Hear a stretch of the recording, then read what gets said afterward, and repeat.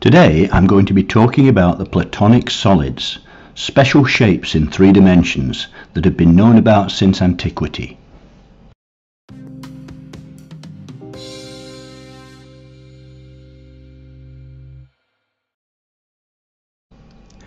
First of all, what is a Platonic solid? It's a regular convex polyhedron. So what does that mean? Well, a polyhedron is a 3-dimensional shape with flat sides. Regular means that all the sides are the same shape and size, and convex means that any 2 points on the surface can be connected by a line that doesn't cut through the surface. There are exactly 5 Platonic solids: the tetrahedron, the cube, the octahedron, the dodecahedron, and the icosahedron. These have got 4, 6, 8, 12, and 20 sides respectively. It's easy to see why there can't be any more than the 5 Platonic solids. At least 3 faces have to meet at each corner or vertex in order to make a closed 3D shape. And when you add up the internal angles that meet at a vertex, it must come to less than 360 degrees, otherwise the shape would just flatten out. A regular or equilateral triangle has internal angles of 60 degrees, so you can satisfy the conditions for a Platonic solid by having 3, 4, or 5 regular triangles meeting at each vertex, leading to the tetrahedron, the octahedron, and the icosahedron.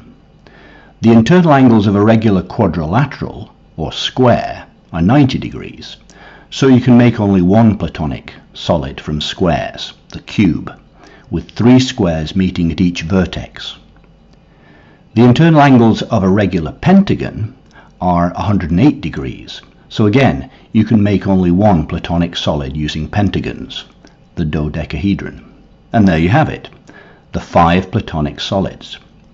You can't make a regular convex polyhedron that has hexagonal faces because a hexagon has internal angles of 120 degrees.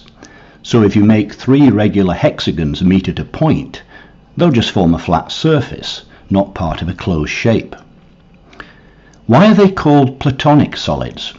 Plato certainly wrote about these shapes in his famous work Timaeus. He linked 4 of them with the classical elements earth, air, fire, and water. Earth was associated with the cube, air with the octahedron, fire with the tetrahedron, and water with the icosahedron. A 5th element, quintessence, which was believed to make up the universe beyond the earth, was linked with the dodecahedron. And by a strange coincidence, one of the shapes that's been proposed by modern cosmologists for the universe is a higher dimensional version of the dodecahedron.